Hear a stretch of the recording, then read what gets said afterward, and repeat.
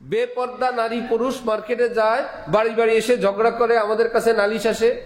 স্বামী বলে স্ত্রীকে, তুমি অন্যদের সঙ্গে এত স্মার্ট কথা কেন বলছো?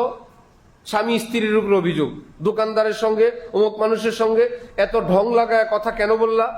স্ত্রী স্বামীর উপর অভিযোগ, তুমি মার্কেটে গেলা আমার সাথে, তুমি তো মানুষের দিকে তাকাচ্ছিলা কেন, অন্যদের দিকে তাকাচ্ছিলা? তাহলে বদ্দিনী মার্কেটিং এর মধ্যে রহমত না গজব? গুনার গজব, সাংসারিক গজব। আর যদি একে অপরের প্রতি আন্তরিক হয়, শ্রদ্ধাশীল হয়, আস্থা বিশ্বাস অর্জনকারী হয়, যে কিনতে গেছে আমার স্বামী কেনাকাটা করে এক দৌড়ে চলে আসবে, আমার যাওয়ার প্রয়োজন নাই, যান, আল্লাহ আল্লাহ ভরসা, দোয়া করে দিলাম, অল্প সময়ের মধ্যে যাওয়ার সময় নিয়ত, আল্লাহ অল্পতে আমারে আপনি মুক্তি দিয়ে দিয়েন। কি করব আর, কোন তো ব্যবস্থা নাই, এই বাজারেই তো যাওয়া লাগবে। আলেমরাও তো যান, দিনদাররাও যান, হাজি গাজিরাও যান, স্ত্রী সন্তান আছে যাদের যাওয়া লাগবে, তো কিন্তু আমার যাওয়া তাদের যাওয়া একরকম না। আলহামদুলিল্লাহ, আলহামদুলিল্লাহি ওয়া কাফা ওয়া সালামুন আলা ইবাদিহিল্লাযীনা ইসতাফা, আম্মা বা'দ, فأعوذ بالله من الشيطان الرجيم. بسم الله الرحمن الرحيم. يا أيها الذين آمنوا اتقوا الله وكونوا مع الصادقين. وقال تعالى: والذين آمنوا أشد حبا لله. صدق الله مولانا العظيم. وقال رسول الله صلى الله تعالى عليه وسلم: اللهم إني أسألك حبك وحب من يحبك والعمل الذي يبلغني حبك. وقال رسول الله صلى الله تعالى عليه وسلم: أخلص دينك يكفك العمل القليل. أو كما قال النبي عليه الصلاة والسلام. মোহতারাম মুসলিয়ানে কেরাম, আমি আল্লাহ পাক রব্বুল আলামিনের পবিত্র কালামের দুই জায়গা থেকে অংশ বিশেষ তেলাওয়াত করলাম এবং হযরত রাসূল করিম সাল্লাল্লাহু আলাইহি ওয়াসাল্লামের দুইখানা হাদিস শরীফ পাঠ করলাম। আল্লাহ পাক কোরআন শরীফ এবং হাদিস শরীফের কামিল হেদায়েত আমাদের সকলকে নসিব ফরমান। কোরআনে পাক এবং হাদিসে পাকের নূরে আমাদের জীবনকে সুন্দর করার, আলোকিত করার তৌফিক দান করেন। হযরত মুজাদ্দিদ আল ফিসানি রহমতুল্লাহি আলাইহি বলতেন, কোন মানুষের জীবনে যদি দুইটি জিনিস থাকে, এক নম্বর হলো ইত্তেবায়ে শরীয়ত, যে কাজ করে শরীয়ত মোতাবেক করে, আল্লাহ পাকের হুকুম মোতাবেক করে, मैं जहां भी रहूं जिस फिजा में रहूं मेरा तकवा हमेशा सलामत रहे। বান্দা যেখানেই থাকে, আমাদের হযরতওয়ালা ঢালকানগর দামাত বারাকাতুহুম বলেন, বান্দা যেখানেই থাকে সব সময় আল্লাহর হাতে বান্দা থাকে, সব সময় আল্লাহর হাতে বান্দা। স্বামী স্ত্রী পৃথিবীর যেখানেই থাকে, সেই স্ত্রী থাকে, স্বামী স্বামীই থাকে। এমন না যে শুধু ঘরে আসলে আমরা স্বামী স্ত্রীর পরিচয়, আমরা যখন ভিন্ন হই আমরা একে অপরের স্বামী স্ত্রী লাগি না, এমন কোনো স্বামী স্ত্রী পৃথিবীতে নাই। যেখানেই থাকে স্ত্রী মনে করে সে আমার স্বামী, স্বামী মনে করে সে আমার স্ত্রী। দোনো জানিব সে ইশারে হো চুকে, হাম তুমহারে তুম হামারে হো চুকে। উভয় উভয়কে আপন জানবে, আপন মনে করবে।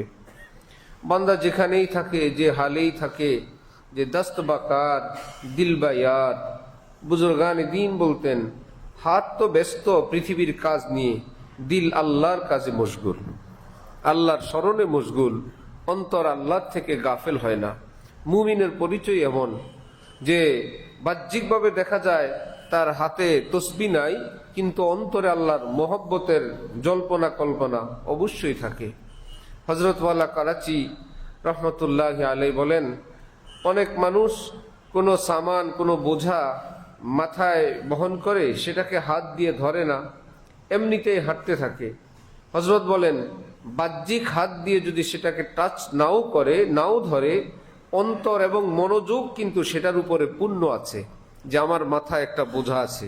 দূর থেকে দেখলে দেখা যাবে হাত লাগায় নাই, কিন্তু এই বলে সে কিন্তু গাফেল না, বেখবর না, যে অন্যান্যদের মতো আমার মাথায় একটা বোঝা আছে, আমার উঁচু নিচু ডান বা মোচড় সব কিছুর চলার ক্ষেত্রে ওই কথা তার মাথায় থাকে।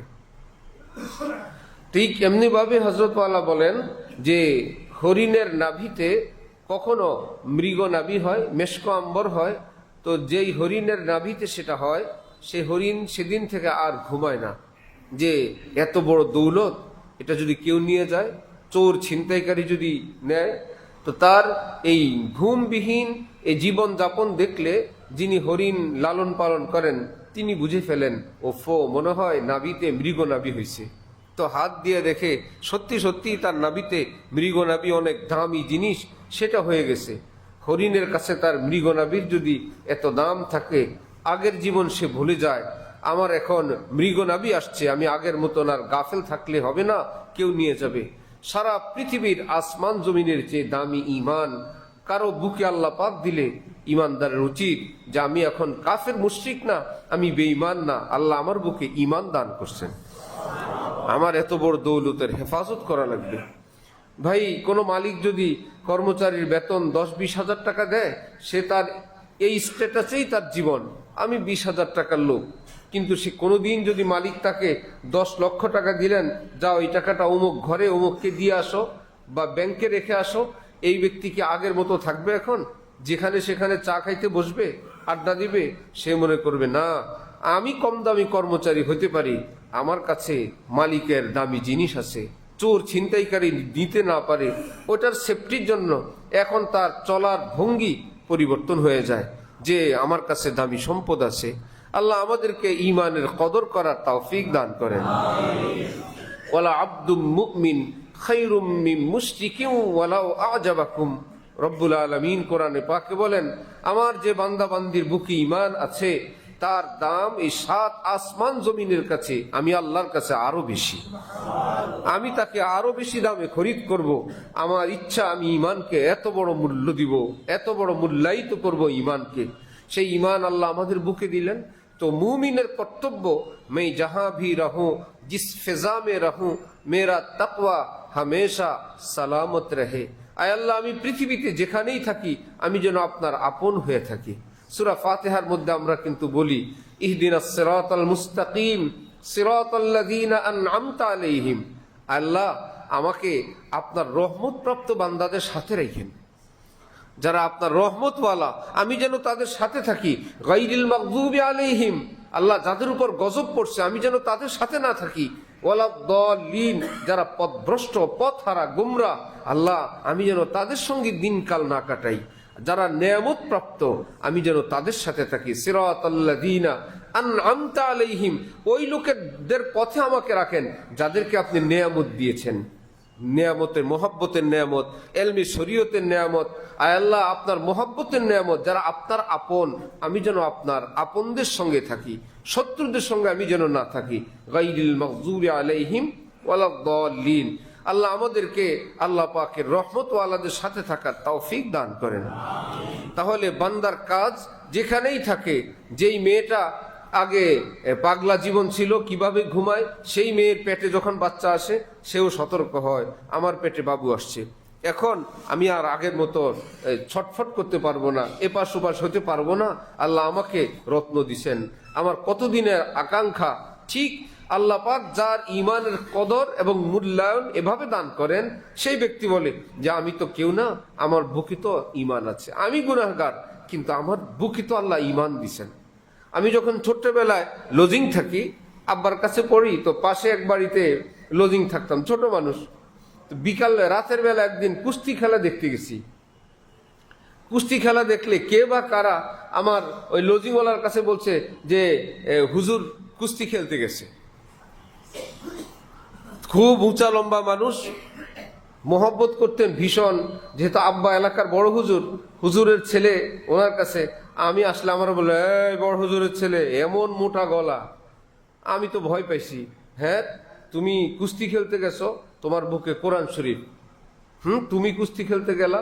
তখন আমি বললাম যে না চাচা, আমি খেলতে যাই নাই, আমি খেলা দেখতে গেছিলাম, আমাদের সাথীরা গেছে কয়েকজন কুস্তি খেলা। ঠিক আছে, তুমি খেয়াল রাখবা, তোমার বুকে কোরআন শরীফ আছে, তুমি কুস্তি খেলতে পারো না। আল্লাহ ওনাকে জান্নাত দান করেন। সাধারণ মানুষ সহজ ভাষায় যে কোরআন যার বুকে আছে সে কিসের কুস্তি খেলতে যাবে, কারোর সঙ্গে ধস্তাধস্তি করতে যাবে?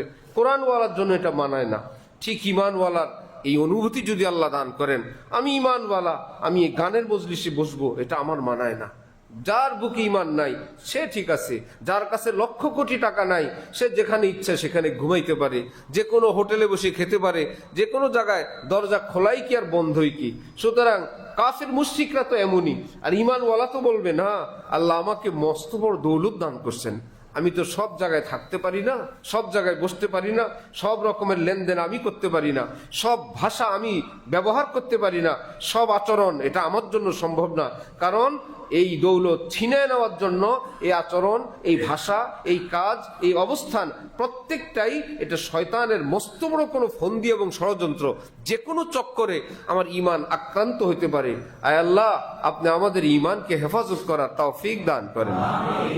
ইমান সবটা যদি একত্রে নিতে নাও পারে শয়তান, এটা মনে রাখবেন যে ইমানের গায়ে কিন্তু আঁচড় দিতে থাকে, ইমানকে ক্ষতি করতে থাকে, ইমানকে প্রচন্ডভাবে ক্ষতিগ্রস্ত করতে থাকে গুনাহ।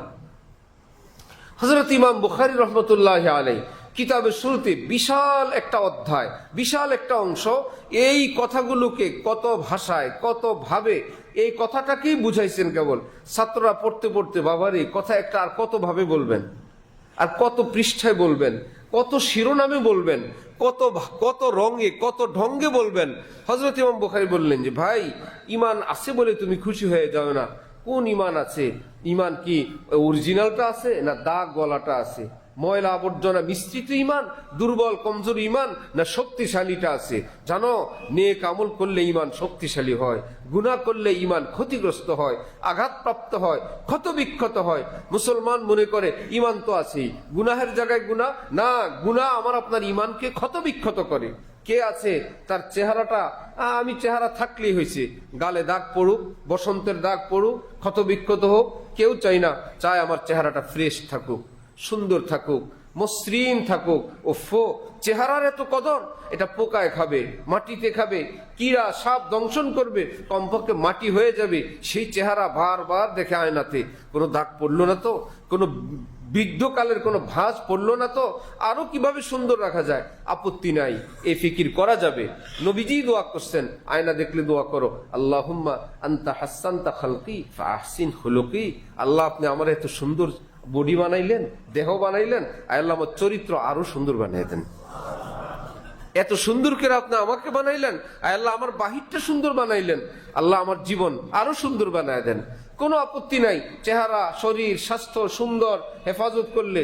কিন্তু আমার ভাই প্রশ্ন, এই স্বাস্থ্য চেহারা যতবার লক্ষ্য করি, ইমান কি ততবার লক্ষ্য করি? একটু ইমানকে পরীক্ষা করি, আমার ইমানটা সুন্দর আছে তো? ইমানের গায়ে কোনো ময়লা আবর্জনা লাগে নাই তো? চেহারার জন্য কত কিছু, মাথার জন্য কত কিছু, ফেস ওয়াশ দাও, ক্রিম দাও, লোশন দাও, কত সাপোর্ট, কত কিছু। ওফো, তো ইমানের জন্য একটু জিকির করি, সুবহানাল্লাহ। ইযা তুলিয়াত আলাইহিম আয়াতুহু যাদাতহুম ঈমানা। কোরআন যখন বান্দা তেলাওয়াত করে, সাথে সাথে ইমানের গ্রেড অনেক ঊর্ধ্বে উঠে যায়। একটু আগে এক জায়গায় ইমান ছিল, একটু তেলাওয়াত করলো, ইমান আর এখন আগের গ্রেডে নাই, উপরে উঠে গেছে। 2 রাকাত নামাজ পড়লো, প্রমোশন হয়ে গেছে। একটু আল্লাহর কাছে মুনাজাত করলো, রব্বুল আলামিন সাথে সাথে প্রমোশন দিয়ে দেন। না, আগের স্তরে না, আগে তো মুনাজাত বিহীন ইমানওয়ালা ছিল, এখন একটা মুনাজাত যোগ হইলো না, আমার বান্দাকে আমি প্রমোশন দিয়ে দিলাম। এখন আমাকে ডাকলো, প্রমোশন দাও। এখন দান করলো, প্রমোশন দাও। আমার পীর ও মুর্শিদ হযরত ওয়ালা ঢালকানগর বলেন, পৃথিবীর কোন সরকার নাই তার অধীনস্থ কোন কর্মকর্তা কর্মচারীদেরকে সারা দিন এভাবে প্রমোশন দিতে থাকবেন। প্রতিদিন কোথায় নিবেন? প্রমোশন দিতে দিতে সর্বোচ্চ যা আছে এত অল্প দিনেই শেষ হয়ে যাবে, আছেই কয়েকটা স্তর। এই জন্য ঘুরাইতে ঘুরাইতে ঘুরাইতে বহুদিন পরে সামান্য একটু দেয়। কনস্টেবল থেকে এসআই বলে না, এএসআই হন। বাবারে, কনস্টেবল সারা জীবন এত বছর বিশাল বড় বন্দুক কান্দি নিয়ে ঘুরলাম, এসআই বললো না, এএসআই। এ বাদ দিতে আরো বহুত দিন, এ বাদ দিতে দিতে তার জীবনের বিশাল অংশ।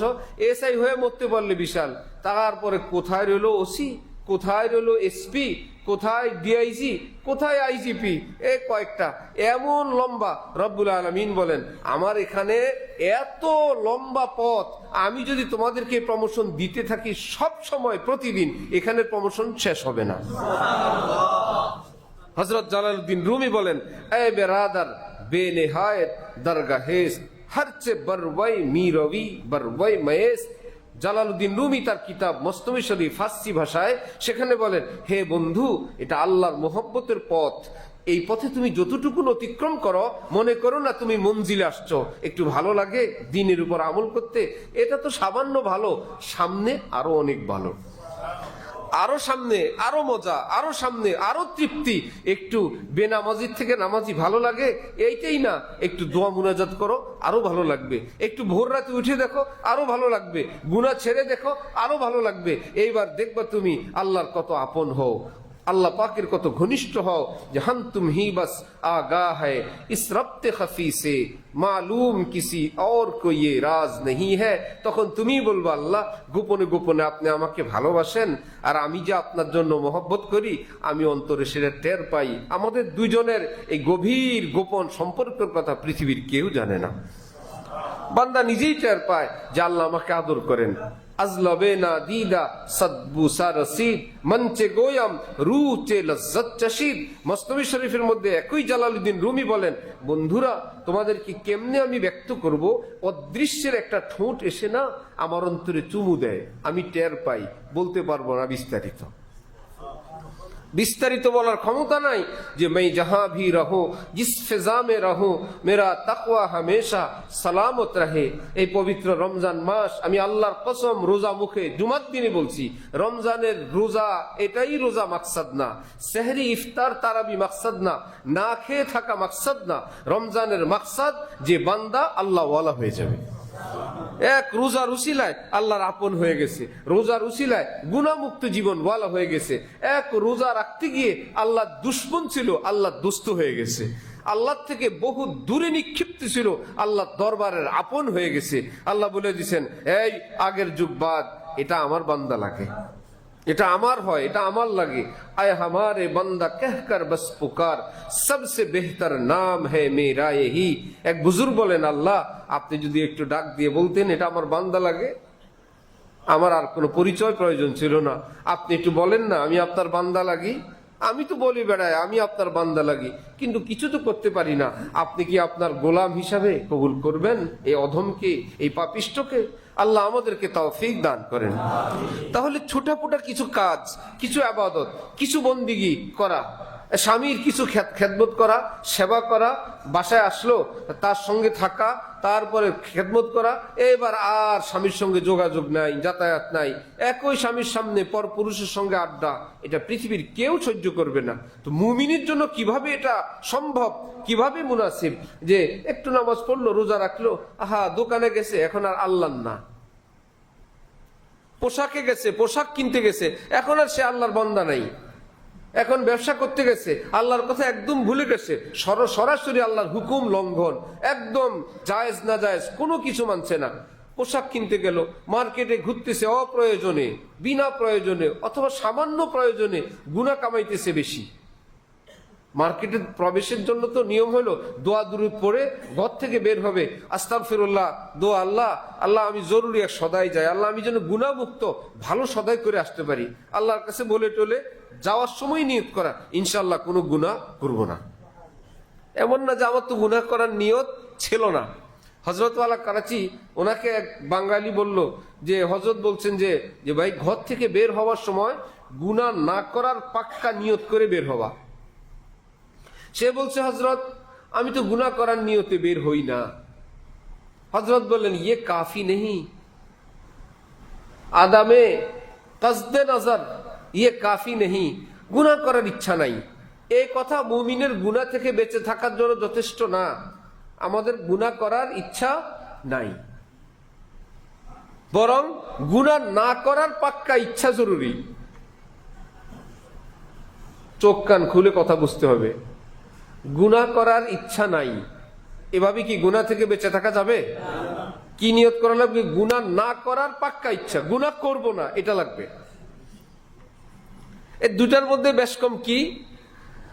আপনার রুমে একজন লোক আসছে, অফিসে আসছে, খাবারের সময় আপনি তাকে বললেন আসেন খাবার খাই, সে বলল খানা খাওয়ার ইচ্ছা নাই। এতে কি বোঝা যায়? এই লোককে খাওয়ানো যাবে না কেন? সে তো বলে নেই, সে বলছে খানা খাওয়ার ইচ্ছা নাই। বলে আওয়াজেই বোঝা যায় আবার সাদিলে খাবো, আওয়াজে বোঝা যায় না? দ্বিতীয়বার তৃতীয়বার বা একটু ভালো করে ধরলে খাবে, ওই কথাই বোঝা যায় খাওয়ার ইচ্ছা নাই। তা আমরা যখন গুনার ইচ্ছা নাই, শয়তান আমাদেরকে নিয়ে নিশ্চিত গুনাহ করানো যাবে। গুনার ইচ্ছা নাই, তোর ইচ্ছা মানে কতক্ষণ এমন পজিশনে নিয়ে যাব, ইচ্ছা লাগবে না, গুনাহ করে ফেলবা। আরেকজনকে বললেন খাবার খেতে আসেন, না ভাই কোনো অবস্থাতেই সম্ভব না, আসেন খাবার খান, এক লোকমা খাওয়া আমার দ্বারা সম্ভব না ভাই। এই লোক কি আগের সুর না একটু বেশ কম? এখন কি মনে হবে আর দ্বিতীয়বার বললে খাই ফেলবে? না, এ তো না খাওয়ার পাক্কা নিয়ত, খাবেই না তার আওয়াজে। তাহলে আমি আপনি ঘর থেকে বের হব, গুনাহ করার ইচ্ছা নাই, এই নিয়তে এটা হইলেই গুনাহ হবে। গুনাহ করার ইচ্ছা নাই, ঘর থেকে বের হয়েছি, বেপর্দা, অশ্লীলতা। আবার বলে হ্যাঁ হুজুর আমি কি করব, রাস্তায় বেপর্দা, অশ্লীলতা, আমি কি করব? আপনি গুনাহ থেকে বাঁচবেন, কি করবেন মানে কি? আমি কি করব? গুনাহ থেকে বাঁচবেন। হযরত বলেন যে কেউ বলে যে বিদেশ থেকে, এয়ারপোর্ট থেকে, মার্কেট থেকে যে হালকা দিনদার মানুষ, পরেজগার মানুষ নজর দেখে যে মহল্লা এসে বলবো দেশের অবস্থা কি, অথবা বয়ানের সময় বলবো যে আমি নিজ চোখে দেখে আসছি অমুক দেশের পরিবেশ পরিস্থিতি এমন, নিজ চোখে বয়ান করার জন্য আমি দেখছি। আমি এই কোনো মনের হারাম চাহিদার জন্য এরকম অশ্লীল পরিবেশে আমি চোখ মিলি নাই। হযরত বলেন ঠিক আছে, সেখানে যদি এরকম প্রচন্ড ঝড় আরম্ভ হয়, ছোট ছোট পাথর পড়া আরম্ভ হয় বাতাসের সঙ্গে, তখন কি চোখ মেলে মেলে পাথর দেখতে থাকবা? যাতে দেশে এসে বলতে পারো নিজ চোখে দেখছি এইরকম এরকম পাথর আমার সামনে দিয়া উঠতে থাকছে, তখন বলবা বয়ান লাগবে না, চোখ বন্ধ রাখি। এক কথায় বলে দিব, প্রচন্ড ঝড় হয়েছে, পাথর উঠছে, পাথর কতগুলো উঠলো, কি পরিমাণ উঠলো, কি ইত্যাদি ইত্যাদি, এই এত ডিটেলস আমার লাগবে না ভাই, আমি চোখ বাঁচাই, আমার জীবন বাঁচাই। হযরত বলেন ওহো, চোখ বাঁচানো তো বুঝো, ইমান বাঁচানো বুঝো না। শয়তান কতভাবে মানুষকে ক্ষতিগ্রস্ত করে, কতভাবে ক্ষতিগ্রস্ত করে। যে লঞ্চ ডুবে যায়, নৌকা ট্রলার ডুবে যায়, সে প্রচন্ড পানিতে যখন থাকে একদম, সে কি বলে আমি আর কি করব, চতুর্দিকেই পানি, হুজুর কি করব, হ্যাঁ একদিকে স্রোত আরেকদিকে পানি, আমি কি করব, আমি মরে গেলাম। সে মরতে চায় না বাঁচতে চায়? যে কোনো কিছুর বিনিময়ে সে বাঁচতে, সেখানে তো কোনো ফতোয়া জিজ্ঞেস করে না, সেখানে কোনো মেজরিটি মাইনরিটি অধিকাংশ কোন দিকে গেল, মরলো না বাঁচলো সেটা দেখে না, আমার বাঁচতে হবে। রব্বুল আলামিন বলেন কু আনফুসাকুম ওয়া আহলিকুম নারা, তুমি তোমাকে তোমার পরিবার পরিজনকে আগুন থেকে যেভাবে বাঁচায় ঠিক এভাবে বাঁচাও, বদচরিত্র থেকে, গুনাহ থেকে, জাহান্নাম থেকে। আমি কি করব, হাল ছেড়ে দিলে তো গুনাহ হবেই। তাহলে ঘর থেকে বের হব প্রয়োজনীয় কাজে, অফিসে, আদালতে, ব্যবসায়, কেনাকাটায়, গুনাহ করার ইচ্ছা নাই, এই নিয়তে না, না করার নিয়তে, না করার নিয়তে, গুনাহ করব না ইনশাআল্লাহ। এইবার নজর নিচের দিকে, নজর নিচের দিকে, কারণ আল্লাহর সঙ্গে ওয়াদা, গুনাহ করব না ইনশাআল্লাহ। আর বিসমিল্লাহ তাওয়াক্কালতু আলাল্লাহ, এই দোয়া পড়ে লা ইলাহা ইল্লাল্লাহু ওয়াহদাহু লা শারীকা লাহু লাহুল মুলক ওয়া লাহুল হামদ ওয়া হুয়া ইউহয়ি ওয়া ইউমীত ওয়া হুয়া হাইয়্যুল লা ইয়ামুত বিয়াদিহিল খায়র ওয়া হুয়া আলা কুল্লি শাইইন কাদির। বাজারে যাওয়ার দোয়া, গেল বাজারে, কামাইতেছে নেকি, হাজার হাজার নেকি, মার্কেটে গিয়ে হাজার হাজার নেকি নিয়ে আসছে, অন্যরা গিয়ে কেনাকাটা করলো আর গুনাহ করলো। বেপর্দা নারী পুরুষ মার্কেটে যায়, বাড়ি বাড়ি এসে ঝগড়া করে, আমাদের কাছে নালিশ আসে। স্বামী বলে স্ত্রীকে, তুমি অন্যদের সঙ্গে এত স্মার্ট কথা কেন বলছো? স্বামী স্ত্রীর উপর অভিযোগ, দোকানদারের সঙ্গে অমুক মানুষের সঙ্গে এত ঢং লাগায় কথা কেন বললা? স্ত্রী স্বামীর উপর অভিযোগ, তুমি মার্কেটে গেলা আমার সাথে, তুমি তো মানুষের দিকে তাকাচ্ছিলা কেন, অন্যদের দিকে তাকাচ্ছিলা? তাহলে বদ্দিনই মার্কেটিং এর মধ্যে রহমত না গজব? গুনার গজব, সাংসারিক গজব। আর যদি একে অপরের প্রতি আন্তরিক হয়, শ্রদ্ধাশীল হয়, আস্থা বিশ্বাস অর্জনকারী হয়, যে কিনতে গেছে আমার স্বামী কেনাকাটা করে এক দৌড়ে চলে আসবে, আমার যাওয়ার প্রয়োজন নাই, যান, আল্লাহ আল্লাহ ভরসা, দোয়া করে দিলাম, অল্প সময়ের মধ্যে যাওয়ার সময় নিয়ত, আল্লাহ অল্পতে আমারে আপনি মুক্তি দিয়ে দিয়েন। কি করবো আর, কোন তো ব্যবস্থা নাই, এই বাজারেই তো যাওয়া লাগবে। আলেমরাও তো যান, দিনদাররাও যান, হাজি গাজিরাও যান, স্ত্রী সন্তান আছে যাদের যাওয়া লাগবে, তো কিন্তু আমার যাওয়া তাদের যাওয়া একরকম না। এই জন্য এটাকেই বলে ডক্টর ইকবাল, আল্লামা ইকবাল বলছেন, পরওয়াজ হ্যায় দোনো কা यही एक फिजा में, परवाज है दोनों का यही एक फिजा में, शाही का जहां और है करगिस का जहां और। একই শূন্যে উড়বে, দেখতেও বডির ডিজাইন স্ট্রাকচার কাছাকাছি, তুমি ভাববো না সবার টার্গেট একই রকম। চিল পাখি আর শকুন কেবল মুর্দা লাশ তালাশ করে, একই শূন্যে আকাশে উড়ে, কোথায় মরা গরু, মরা ছাগল ইত্যাদি আছে, শকুনের টার্গেট এই।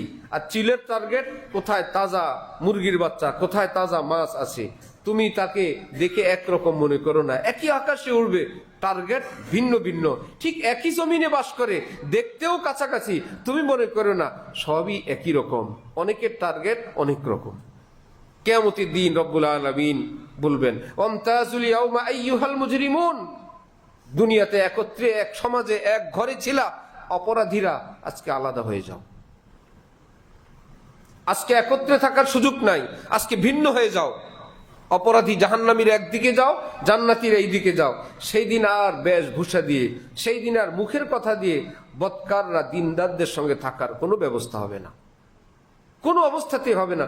আল্লাহ আমি তো সুন্নতি লেবাসওয়ালা ছিলাম, আল্লাহ আমি তো এসা ছিলাম। আল্লাহ পাক বলেন, আমি তোমার জাহের বাতেন, ব্যবসা বাণিজ্য, ঘর বাড়ি, আয় ব্যয় সবকিছু জানি। অপরাধীদের কাতারে যাও, আল্লাহ আমাদেরকে সেই কাতার থেকে হেফাজত ফরমান। তাহলে আমরা কি কিছু সময় আল্লাহর বান্দা না সব সময়? মসজিদে না সব জায়গায়? সব জায়গায় মুমিন, ঈমান বলা, ঈমানের পরিচয়, কাজে কাজে ঈমানের পরিচয়। কাজ বিসমিল্লাহ, কাজের শেষে আলহামদুলিল্লাহ। একজনের কাজ উপকার করে দিল, জাযাকাল্লাহ। আল্লাহ একটু ব্যবসা দিল, বসে বসে আলহামদুলিল্লাহ, আল্লাহ আপনি 10টা টাকা লাভ দিছেন, সুবহানাল্লাহ, আলহামদুলিল্লাহ। আল্লাহ ডাল চালের ব্যবস্থা হয়ে গেছে, ঈদের কেনাকাটার ব্যবস্থা হয়ে গেছে। আল্লাহকে ভুলে না থাকা, আল্লাহকে ভুলে না থাকা। আল্লাহ পাক যাকে এই তৌফিক দিয়ে দেন যে আল্লাহকে ভুলতেই পারে না, আল্লাহ নাফরমানি আল্লাহ করতেই দেন না, বুঝতে হবে অচিরেই আল্লাহ পাক তাকে আল্লাহর ওলি বানাবেন। সে যেই মানুষ হোক, যেই বয়সের হোক, যেই শ্রেণী পেশার হোক, আল্লাহ পাক তাকে আল্লাহর আপন বানাবেন, যেটা মুমিনের জীবনের মূল লক্ষ্য। যালিকাল কিতাবু লা রাইবা ফি হুদাল্লিল মুত্তাকিন। কোরআন শরীফ আমি তোমাদেরকে দিলাম মুত্তাকি বানানোর জন্য, আমার আপন বানানোর জন্য, আমার মোহাব্বত ওয়ালা বানানোর জন্য। আল্লাহ আমাদেরকে তৌফিক দান করেন। হযরত মুজাদ্দিদ আল ফিসানি রহমতুল্লাহি আলাইহি বলেন, বান্দার দুই কাজ, এক কাজ যেখানেই থাকে সুন্নত শরীয়ত মোতাবেক জীবন যাপন করার চেষ্টা করে, জীবন যাপন করে। দ্বিতীয় কাজ, অন্তরে কোনো হক্কানি আল্লাহওয়ালার মোহাব্বত লালন করে। এগুলো চর্চা না থাকার কারণে অনেকেই মনে করে আল্লাহওয়ালা কি জিনিস। সাহাবাই কেরাম শ্রেষ্ঠ আল্লাহওয়ালা ছিলেন। সাহাবাই কেরাম কি ছিলেন? তাহলে সাহাবাই কেরামের মোহাব্বত মুমিনের অন্তরে থাকবে না? তাবিঈনগণ শ্রেষ্ঠ আল্লাহওয়ালা ছিলেন, তবে তাবিঈগণ শ্রেষ্ঠ আল্লাহওয়ালা ছিলেন। ইমাম বুখারী, মুসলিম, তিরমিজি, আবু দাউদ পৃথিবী বিখ্যাত আল্লাহ ওয়ালা ছিলেন। ইমাম আবু হানিফা, ইমাম মালিক, ইমাম আহমদ ইবনে হাম্বল, ইমাম শাফি শ্রেষ্ঠ আল্লাহ ওয়ালা ছিলেন। এই পৃথিবীতে যাদের নাম আমরা শুনি ভিন্ন ভিন্ন নামে, উনি বুখারী শরীফওয়ালা, ইনি কিতাবওয়ালা, ইনি মাযহাবের ইমাম, ইনি তাবি, এদের এই ভিন্ন পরিচয়, কিন্তু এদের এর চাইতে বড় পরিচয় আল্লাহ ওয়ালা ছিলেন। কাজী সানাউল্লাহ পানিপথী রহমতুল্লাহ আলাইহি বলেন যে কোন মানুষ যখন গুনাহমুক্ত হয়ে যায়, যেইভাবে হোক, কোন আল্লাহওয়ালার পরামর্শ নিয়ে গুনাহমুক্ত হয়ে গেছে, সে গুনাহ করে না, এইরকম মানুষকে আল্লাহ পাক আল্লাহওয়ালা বানান। কিন্তু পুরস্কার হইল সে যদি 2 রাকাত নামাজ পড়ে, আল্লাহ পাক তাকে 1 লক্ষ রাকাতের মর্তবা দান করেন। 2 রাকাতে 1 লক্ষ মর্তবা। একই সাইজের লোক, কারো বেতন 10,000, আরেকজনের বেতন 50, আরেকজনের বেতন লক্ষ, আরেকজনের বেতন লক্ষ লক্ষ। হাত পা কি ডাবল? কি ব্যাপার? একটা দস্তখত দিলে সব হয়ে যায়, আরেকজনে পুরা খাতা দস্তখত দিয়ে ভরে ফেললে কোনো কাজ হয় না। এটা কি তার দস্তখতের কারণে, না ব্যক্তির মর্যাদা হিসেবে? মর্যাদা হিসেবে। সে কোন পোস্টের, কোন পদের, সেই পদ হিসাবে তার দস্তখত। ঠিক মুমিনদের, এই মুমিন কোন পদের? জিকির করে, তেলাওয়াত করে, নামাজ পড়ে, আমল করে। এমন না যে আবু বকর সিদ্দিক তেলাওয়াত করলে যেই সওয়াব, আমি আপনি তেলাওয়াত করলে সেই সওয়াব না। আমি কোন পদের, ওই পদ অনুযায়ী আমার বেতন। আমি ইমান হিসাবে আল্লাহর কাছে কতটুকু, কোন গ্রেটের, ওই গ্রেটের পারিশ্রমিক। এই পৃথিবীর সকল উম্মত মিলে আবু বকর সিদ্দিকের 2 রাকাতের বরাবর হইতে পারবে না। সমস্ত আম্বিয়া কেরাম মিলে কিয়ামত পর্যন্ত সমস্ত ইবাদত নবীজির 1 সেজদা বরাবর হইতে পারবে না। 1 সেজদা। সেজদা তো সেজদাই ভাই, কিন্তু কে করলেন? তিনি আল্লাহর পরে সবচাইতে বড়। ওই সেজদার সমান তো আর কেউ সেজদা করতে পারবে না। তাহলে এটা কি এই সেজদার যে দেহ, যে নাক কপাল জমিনে রাখো, হাত দাও, হাঁটু এইভাবে রাখো, সুবহান রাব্বিয়াল আলা পড়ো, এইভাবে কি একই দাম হবে? না কে করলেন? সেজদাটা কে করলেন? ওই হিসাবে সেজদার দাম হবে আসমানে। সুবহানাল্লাহ। তেলাওয়াত কে করলেন? জিকিরটা কে করলেন? এক বেচারা কয়েক ঘন্টা কাজ করছে, আরেকজন আইসা 10 মিনিট একটু কাজ। একজন সিনিয়র আইনজীবী, তার ভিজিটিং কার্ডেই লেখা, একদম এমন না গোপন, একটা শুনানিতে তিনি আদালতে উঠবেন 8 লাখ টাকা দিতে হয়। 8 লক্ষ টাকা। তিনি একবার শুধু উঠবেন আপনার পক্ষে, তিনি লড়বেন, 1 শুনানিতে 8 লাখ, ভিজিটিং কার্ডে ছাপানো আছে। আপনি বললেন আর উকিল নাই দুনিয়ায়, 500 টাকা দিয়েও পাওয়া যায়। আপনার মতন হাতও আছে, পাও আছে, দাঁতও 32টা আছে, হবে? কোন মানের উকিল সেটা দেখতে হবে। কোন ব্যক্তি? মুসলমানের মধ্যে এগুলোর চর্চা নাই। সবাই মনে করে তেলাওয়াত করলে সবাই সমান, দান করলে সবাই সমান, জিকির করলে সবাই সমান, আল্লাহর রাস্তায় কিছু খেদমত মেহনত করলে সব সমান হয়ে যায়। সব সমান হয় না। যদি ঈমানদার হিসাবে গ্রেড যে স্তরের হয়, সবগুলো আমল ওই স্তরের সব পাওয়া যায়। এবার দলিল শুনেন। নবীজি বলেন, মা ফুজ্জিলা আবু বকরিন বিকাসরাতিস সালাত ওয়ালা বিকাসরাতিস সিয়াম ওয়ালা বিকাসরাতিস সাদাকাহ ওয়ালা বিকাসরাতি তিলাওয়াতিল কুরআন ওয়ালাকিন বিশাইইন ওয়াকারা ফি কলবি। আবু বকরের যে এত দাম, এত শ্রেষ্ঠত্ব, মনে করো না তেলাওয়াত মনে হয় বেশি করে, জিকির বেশি করে, নামাজ বেশি করে, দান সদকা বেশি করে, এই জন্য আবু বকর সিদ্দিকের দাম বেশি। যেটার পিছনে আমরা পড়ছি, বেশি করার পিছনে বেশি ইবাদত বন্দেগী বেশি করা, এটাও পছন্দের কাজ, করা চাই, কিন্তু এটার মান বৃদ্ধি করা, এটা হলো ইসলামের শিক্ষা। ইবাদতের সংখ্যায় বেশি করা, আমার কথা ভালোভাবে বুঝবেন, ইবাদত সংখ্যায় বাড়ানো এটার চেয়ে ইবাদতকে মান সম্মত করা ইসলামের শিক্ষা, এটা মেন নাকি সংখ্যা বেশি করা? আপনার বাড়িতে 10 কেজি আপেল নিয়ে আসছে আপনার বেয়াই সাহেব, সবগুলোই দাগি, সংখ্যায় তো বেশি, এমন দাগি না যে খাওয়া যাবে না, হালকা স্পট আছে। আপনি আবার বুঝায় বললেন এ হালকা দাগ, বেআইন সাহেবকে বলেন দাগগুলো ফেলায় দিলে 8 কেজি টিকবে। দাগ দুগ যদি কেটে ফেলেও বেআই সাহেব কম দামে পাইছি এই জন্য।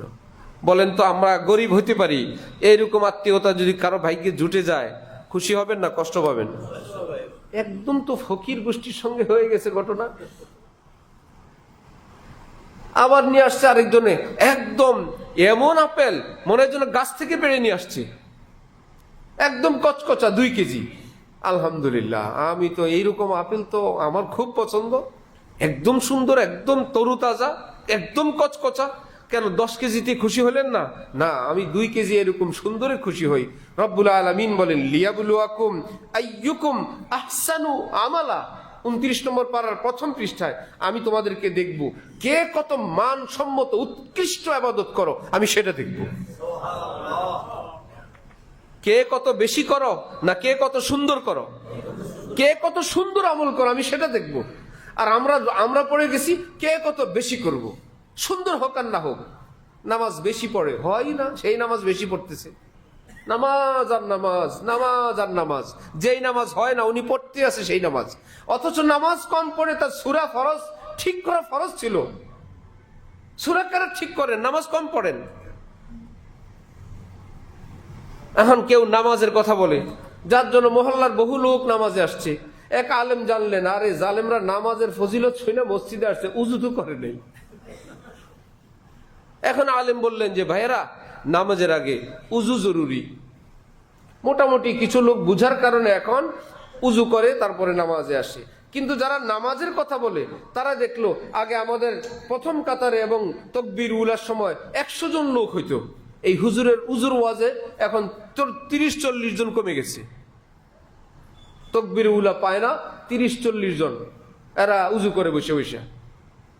বলেন তো এখন ওই আলেম যিনি উজুর বয়ান করলেন তিনি কি তাদের ক্ষতি করলেন না উপকার করলেন?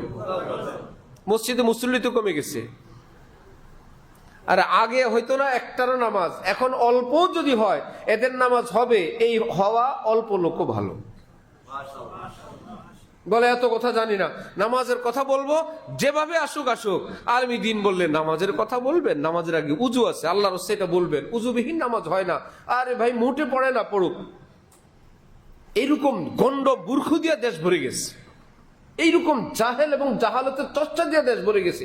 এই কাজটা গ্রহণযোগ্য, কবুল, আসমানওয়ালা পছন্দের কিভাবে হবেন সেটার আলোচনা নাই। কাজ করো, কোনো কথা নাই। যে বলবে এটাকে এভাবে করো, পবিত্র করো, সুন্দর করো, গুছানো করো, তাকে মনে হয় দুশ্মন বিবেচনা করা হয়, উজুওয়ালা নামাজের দুশ্মন।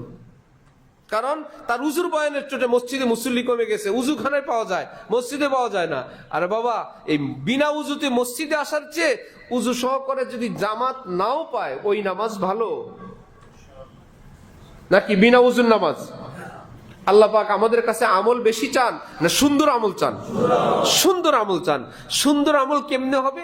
ইমান সুন্দর হলে আমল সুন্দর হয়। এক এক জিনিসকে সুন্দর করার এক এক পদ্ধতি। বাড়ি সুন্দর করবেন এক রকমে, একজন স্ত্রীকে সুন্দর করবেন আরেক রকমে, আপনার গাড়ি সুন্দর করবেন আরেক রকমে, ট্রলার নৌকা জাহাজ সুন্দর করবেন আরেক রকমে। প্রত্যেকটা কালচার আছে, সিস্টেম আছে। এবাদত বন্দিগি কি? এবাদত বন্দিগি পোশাক আশাক দিয়ে ডিজাইন করে সুন্দর হয় না ইমান দিয়ে সুন্দর হয়? ইমান দিয়ে সুন্দর হয়। আবার এটা মনে রাখবেন, কোন গুনাহগার মানুষ, গুনায় লিপ্ত লোক, সে যদি দাবি করে আমার ইমান সুন্দর, মিথ্যুক। কি বলেন? ইমান মানে তো বিশ্বাস, আল্লাহর উপর পুরো বিশ্বাস আছে, এই চাপায় হবে না।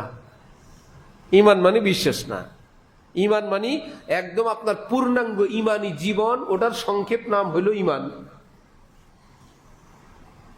পূর্ণাঙ্গ ইমানি জীবনের সংক্ষিপ্ত নাম কি? ইমান। আপনার ইমান সুন্দর, লেনদেন সুন্দর না, আপনার ইমান সুন্দর।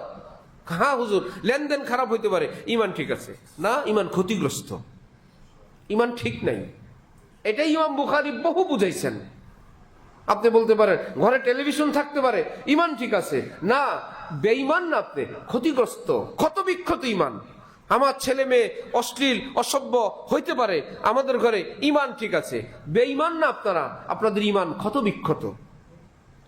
আমি জবান ঠিক রাখতে পারি না, হওয়ায় ব্যবসা বাণিজ্যে, ইমান ঠিক আছে। না, আপনার এই কথা গলত। আমি তেলাওয়াত করি প্রতিদিন 10 পারা, নফল পড়ি এত রাকাত, এশাক আওয়াবিন পড়ি, এলাকায় আমার চেয়ে বড় ইমানদার কে আছে? আপনি কি ভিন নারীর থেকে পর্দা করেন? না, সেটা পারি না, সেটা আলাদা বিষয়, আলাদা বিষয় না। এই সারাদিনের নফল তেলাওয়াত এশাক আওয়াবিন মিলে যা কামাইছিলেন, ভিন নারীর দিকে একবার নজর করলে এর চাইতে বেশি নূর মাইনাস হয়ে গেছে, ইমানের নূর নাই হয়ে গেছে। কারণ উপার্জন করতে সময় লাগে, ধ্বংস হইতে অত সময় লাগে না। উপার্জন করলেন অনেকক্ষণ। এজন্য যে ইমান বৃদ্ধি পায় গুনাহমুক্ত থাকলে। ইমান বৃদ্ধি পায় কি থাকলে? গুনাহগার মানুষ ইমান কামেলের দাবি করা মিথ্যা। লেনদেন ঠিক নাই, ভাষা ঠিক নাই, স্ত্রী সন্তানের হকের ব্যাপারে কোনো খোঁজ খবর নাই, কোনো ভ্রুক্ষেপ নাই, প্রতিবেশীর হকের খবর নাই, পয়সা হিসাব করে যাকাত দেয় না, হালাল ভাবে খায় না। হ্যাঁ, জামা জুব্বা পায়জামা পাঞ্জাবি হজরতওয়ালা হয়ে গেছেন, পিসাব কেবলা হয়ে গেছেন, এগুলো ডিজাইন। ইমান তো এই পৃথিবীর কারো গায়ে গায়ে থাকে না, ইমান অন্তরে থাকে। ইমান এই পৃথিবীর কোনো বাজারে বেচা কেনা হয় না, আসমানওয়ালা ইমান খরিদ করেন। ইমানের খরিদ্দার কে? আল্লাহ। ইমানের খরিদ্দার কে? আমাদের ইমান কি আমরা দুনিয়ায় কারো কাছে বেচতে পারবো? কে কিনবেন? আল্লাহ। তিনি বলেন জারু জাহিরাল ইসমি ওয়া বাতিনা, জাহিরি গুনাহ বাতিনি গুনাহ, উপরের গুনাহ ভিতরের গুনাহ, প্রকাশ্য গুনাহ গোপন গুনাহ, লোকালয় মানুষের সামনের গুনাহ, নির্জনতার গোপনের গুনাহ ছাড়ো। তারপরে আমার কাছে আসো, লা তামুতুন্না ইল্লা ওয়া আনতুম মুসলিমুন। ভিতর বাহির সুন্দর না করে কবরে আসবা না। কবরে জুব্বা চলে না, যে জুব্বা দিয়ে আল্লাহরে বুঝাই দিবা। দেখলেন কত বড় পাগড়ি আমার? আব্দুল্লাহ ইবনে উবাই ইবনে সালুল, মুনাফিকদের সর্দার, একদম কোরআন শরীফে যাদের নামে আসছে, যারা একদম জাহান্নামের তলদেশে থাকবে, এইরকম মুনাফিক। তার মৃত্যু হইল। তার ছেলে ভালো মানুষ, সাহাবী, বাবা খারাপ, ছেলে সাহাবী। সে গিয়ে নবীজির নিকট বলল, আমার আব্বার মৃত্যু হয়ে গেছে, দাফনের জন্য কাফনের জন্য আপনি যদি আপনার একটা জামা দিতেন। বড় মুশকিল। এখন ঘটনাক্রমে হযরতে হামজা রাদিয়াল্লাহু তাআলা আনহুর গায়ে কারো জামা লাগতো না। এই বেচারা হযরত হামজাকে একটা জামা দিছিলেন, এই মুনাফিক। তখন তো দরবেশ ছিল। যখন তার পরিচয় নবীজি জানতে পারলেন, নবীজি মনে মনে অপেক্ষায় ছিল, হক দুষ্ট, আমার চাচার তো একটা উপকার করছে, আমি তার একটা উপকার দুনিয়াতে করে দিব, কোনো এক সময় তার একটা কিছু দিয়ে দিব, তার ঋণের নিচে থাকবো না। এ অপেক্ষায় ছিলেন। এর মধ্যে তার মৃত্যু হয়ে গেছে। তো এখন তো শেষ, এখন কবরে দিয়ে দিল, তার কিছু দেওয়া যাবে না। তার ছেলেও চায়, আর সেও আমার চাচার একটা উপকার করছিল, চলো জামা একটা দিয়ে দিই। নবীজির ব্যবহৃত গায়ের জামা মুবারক দিয়ে দিলেন, নাও। তিনি তো বড় রহমতওয়ালা নবী, উদার। এই জামা গায়ে দিয়া দাফন করলো কাকে? মুসলমানকে না মুনাফিককে? এইবার বলেন, আমি যে একটু আগে বললাম জুব্বায় কাজ হবে না। যাকে জুব্বা পরানো হইলো, জুব্বা তো সাইয়্যিদুল মুরসালিনের, কিন্তু জুব্বার ভিতরের মানুষটা হইলো মুনাফিকদের সর্দার। জুব্বা দিয়ে কি নাজাত পাবে? বলে জামা কাপড়ে নাজাত হয় না। জামার ভিতরে যিনি আছেন, আপনার হইলো হিসাব, জামার কোনো হিসাব নাই। আল্লাহু আকবার। কেউ ভাবতে পারেন যেহেতু গায়ে নবীজির জামা আছে, এই উসিলায় জিনা। ইমান না থাকলে কোনো উসিলা চলবে না। তাহলে তারে জ্বালাবে কেমনে, পিটাবে কেমনে? নবীজির জামা গায়ে। মুহাদ্দিসিনগণ বলেন, এটা কোনো ব্যাপার হইলো? ফেরেশতারা জামা খুলে এক পাশে রাইখা তারপর শুরু করবে। এত টেনশন এইটুকুন মাথায় আসে না? নবীজির জামার সম্মান ঠিকই থাকবে, খুলে এক পাশে রাখবে, আর তার যে হাদিয়া প্রাপ্তি সেই খেদমত তারা করতে থাকবে। আবু বকর সিদ্দিক রাদিয়াল্লাহু তাআলা আনহু ওসিয়ত করলেন, আমার মৃত্যুর পর নতুন কাপড় দিয়ে আমাকে দাফন করবা না। কি ব্যাপার? আবেগের একটা কথা বললো, আব্দুল্লাহ ইবনে উবাই ইবনে সালুল সেই যদি নবীর জুব্বা গায়ে দিয়ে জাহান্নামে যাইতে পারে, এই নতুন সুন্দর কাপড় দিয়ে কবরে দিলে যে কিছু হবে না আমি বুঝছি। এই দিয়ে যে ফেরেশতাকে বলবো, দেখলা পোশাক নির্দাগ, মানুষটাও নির্দাগ, ফেরেশতারা বলবে জি না, পোশাকে আর মানুষে আলাদা হিসাব। দেখলা একটা ময়লা নাই কাপড়ে, এইরকম অমলিন নির্দাগ নিষ্কলঙ্ক কাপড় দিয়ে লোকটাকে পেট করলাম, আর কি চাই? দেখলেই তো বুঝো কত বড় আল্লাহর ওলি কাপড়ের ভিতরে। ফেরেশতারা বলবে, যত শয়তান কবরে আসে এই জামা গায়ে দিয়ে আসে। বলবে কি না যে যত সুদখোর, ঘুষখোর, মিথ্যুক, দাগাবাজ, প্রতারক, অসভ্য, অসৎ কি কালো জামা গায়ে দিয়ে কবরে যায় না এই জামা গায়ে দিয়েই? ফেরেশতারা বলবে, জুব্বা জামার হিসাব রাখেন, জামার ভিতরে কে আছেন আপনি আমাদের সঙ্গে কথা বলেন, আপনার ব্যাপার আপনার আমাদের সঙ্গে আলাদা। হযরত আবু বকর সিদ্দিক বললেন, বুঝা গেল জামায় কাউকে নাজাত দিবে না, জামায় কাউকে ঠেকাবে না। জামা যদি এমনই হয়, আবু বকরের পুরান কাপড় যা থাকে এই দিয়েই কবর দিয়ে দিও। আবু বকরের উপর যদি আল্লাহ পাক খুশি থাকেন, ময়লা জামা আটকাইতে পারবে না। আর আবু বকরের উপর যদি আল্লাহ অসন্তুষ্ট থাকেন, সুন্দর জামা মুক্তি দিতে পারবে না। সুন্দর জামা পরা চাই, খুলতে বলছি না, কিন্তু ধোকা না খাইতে বলছি। পরিষ্কার পরিচ্ছন্ন সুন্দর জামা ছাড়তে বলছি না, ধোকা না খাইতে বলছি। আমার জামা, আমার চেহারা, আমার ফেস, আমার বাহির সুন্দর, সুতরাং সুন্দর, এই সুতরাং টুক বাদ, সুতরাং টুক বাদ। আল্লাহ আমাদেরকে দিন সহিভাবে বুঝার তৌফিক দান করেন। তাহলে হক্কানি কোন আল্লাহওয়ালা সাহাবাই কেরাম, সাহাবা হইলেন কিভাবে? আমল করে না, নবীজির সান্নিধ্যে। এখন সমাজে এমন কিছু শুকনা মানুষ বের হয়েছে, রস নাই কষ নাই, নারিকেলের মালার উপরের ঝুনা নারিকেলের অংশ যেমন, তাদের কথাবার্তাও এমন। হযরতওয়ালা শুনাইলেন, কোন কাবুলি বাংলাদেশে আসছিল, দেখলো বাজার থেকে সবাই নারকেল কিনে নিয়ে যায়, নিশ্চয়ই কোনো ভালো জিনিস, সেও একটা ঝুনা নারকেল কিনে নিছে। জীবনে দেখেও নাই, খায়ও নাই, একা একা বাসায় গিয়ে নারকেলের চতুর্দিক থেকে কামড়াইতে কামড়াইতে মুখ, জিব্বা, দাঁত যা অবস্থা। পয়সা দিয়ে কিনে নেয়, এটা বাঙালি, নিশ্চয়ই কোনো না কোনো পাশে খাবার কিছু আছে। চতুর্দিক থেকে কষ্ট করে দেখি ভিতরে কিছু আছে কিনা, শেষমেশ দেখে একটা আটি বের হয়েছে, ভীষণ শক্ত। নারকেলের আটি না নারকেলের মালা? এতক্ষণ তো যাই কামড় দিলে কিছু হয়, এখন তো আর দাঁতও বসে না। এইবার এটা ফিক্কা মেরে ফেলে দিছে আর বলে, সালা বাঙালি কहीं के ये भी कोई खाने की चीज है। বাঙালিরা আমি কিনতে দেখে এটা কিনলাম। অ্যাভোকাডো একটা ফল আছে, আমরা সৌদি আরব গিয়ে দেখি ফলের দোকানে এটা রাখে, সবচেয়ে দাম বেশি। কখনো জিজ্ঞাসাও করি নাই, খাইও নাই, এত পরিচিতও না। প্রতি বছর যাই দেখি ফলের দোকানে এটার দাম বেশি, এক পাশে রাখে সবুজ সবুজ।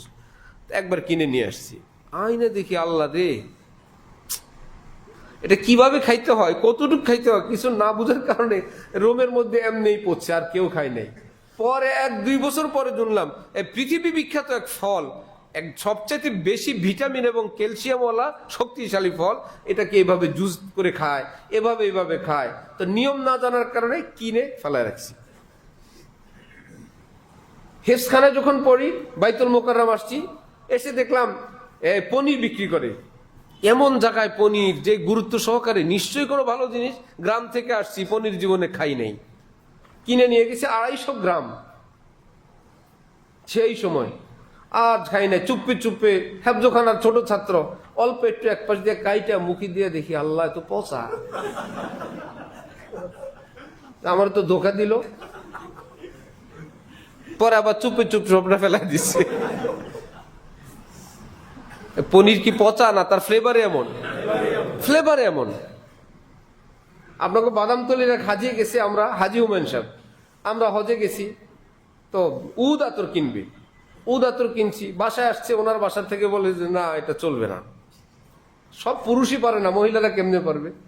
তো উনি ভাবছেন ওনার বাচ্চা পড়ে আমাদের মাদ্রাসায়, যে হুজুরের কাছে পড়ে ওই হুজুরকে হাদিয়া দিয়ে দিবে, দামি আতর, অনেক দামি। তো ওই হুজুরকে এটা হাদিয়া দিয়ে দিছে। আমি যেহেতু জানি, তো হুজুর এত দামি একটা আতর ব্যবহার করবেন, আমার ঘনিষ্ঠ হুজুর, হ্যাঁ, তা তা আমি তো গ্রানটা পাবো কমপক্ষে একটু। অনেক দিন হয়ে গেল, কোনোদিন ওনার থেকে উদের ঘ্রাণ পাই না। একজনকে পাঠাইলাম, যাও তো জিজ্ঞাসা করো উদ আতরটা কই। তো হুজুর খবর পাঠিয়েছেন আতরটা পৌঁছে গেছে, এজন্য আতরটা ফেলাই দিছে। বোতলটা সুন্দর ছিল, বোতলটা রেখে দিছে।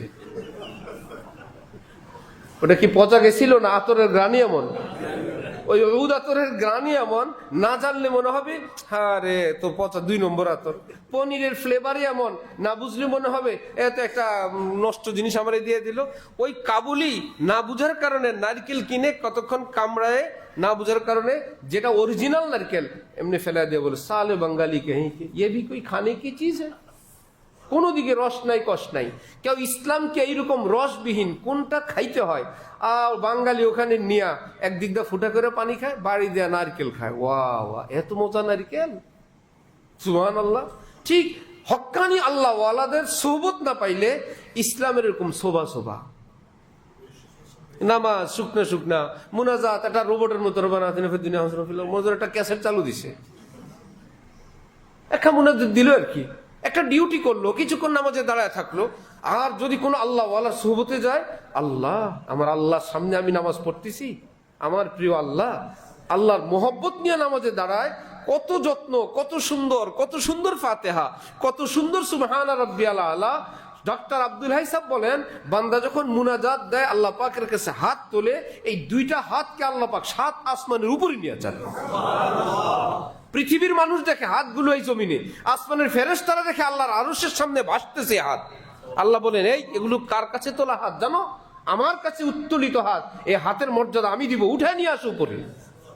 বান্দা মুনাজাত দেয়, চোখের পানি পড়তে থাকে, চায় কি আপন ভাবে কি অরিজিনাল মজা পেয়ে গেছে।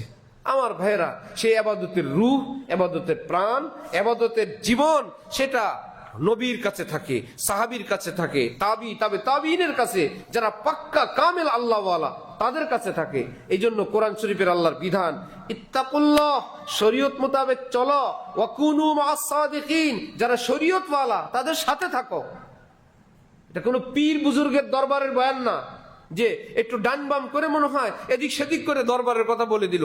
আল্লাহর হুকুম, ইত্তাকুল্লাহ, তাকওয়ার উপর চলো, ওয়া কুনু, থাকো, মা'আস সাদিকিন, যারা সাদেক, যারা কামিল ঈমানওয়ালা আল্লাহ ওয়ালা তাদের।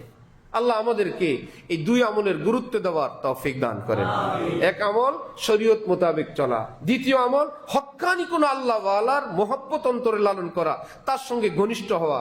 দেখবেন অটোমেটিক তার অন্তরের দৌলত আপনার অজান্তেই ট্রান্সফার হইতে থাকবে, ধীরে ধীরে আসতে থাকবেন। আপনি নিজেই বলবেন ক্যা সে ক্যা হো গয়ে দেখতে দেখতে, আউলিয়া হো গয়ে দেখতে দেখতে। আমি কি কেমনে কেমনি কি হয়ে গেলাম, কিসের থেকে কি হয়ে গেলাম, আমি এখন চোখের পানিওয়ালা হয়ে গেছি, সুবহানাল্লাহ। আমি সুন্নতি চেহারাওয়ালা হয়ে গেলাম, সুন্নতি লেবাসওয়ালা হয়ে গেলাম। আমার ঘরে এখন বোরকা, আমার ঘরে কোরআনের তেলাওয়াত, এটা আমার বাচ্চা, আমার ছেলে পায়জামা পাঞ্জাবি, আমার ছেলে হাফেজ, আমার মেয়ে বোরকা পরে। আমি তো জানিও না ক্যা সে ক্যা হো গয়ে দেখতে দেখতে। এক হাফিজি হুজুর, এক শামসুল হক ফরিদপুরি, এক হাকিমুল উম্মত আশরাফ আলী থানভী, যুগের কোন এইরকম আল্লাহ ওয়ালা সোহবতে একটু যাইতাম, আসতাম, ভালোবাসতাম, এইভাবে আমি এরকম হয়ে গেলাম। হ্যাঁ, এটাই নিয়ম, ইন্নাত্তিবা তাসদিকু মিনাত্তিবা। ইমাম গাজালি বলেন যে এক স্বভাব আরেক স্বভাব থেকে চরিত্র চুরি করে। চোরের সঙ্গে থাকলে চোর কোনোদিন তোমারে বলতে হবে না তুই চুরি কর, তুই চুরি কর, আমার থেকে চুরি শিখ। তুমি সঙ্গে থাকলেই তার চুরির বৈশিষ্ট্য তোমার ভিতরে আসবে। এক নেশাওয়ালা তোমাকে অর্ডার করতে হবে না তুই নেশা কর, বোতল খা, নষ্টামি কর, তার সঙ্গে থাকলেই তার স্বভাব তোমার ভিতরে আসবে। এটা যদি বিশ্বাস হয় তাহলে নেশাওয়ালার সঙ্গে থাকলে নেশাওয়ালা হয়, আল্লাহর মোহব্বতের নেশাওয়ালার সঙ্গে থাকলেও মোহব্বতের নেশাওয়ালা হয়। আল্লাহ আমাদেরকে এইরকম কোন হক্কানি আল্লাহ ওয়ালার কদর করার তৌফিক দান করেন। ওয়া আখিরু দাওয়ানা আলহামদুলিল্লাহি রাব্বিল আলামিন। মাশাআল্লাহ মাশাআল্লাহ।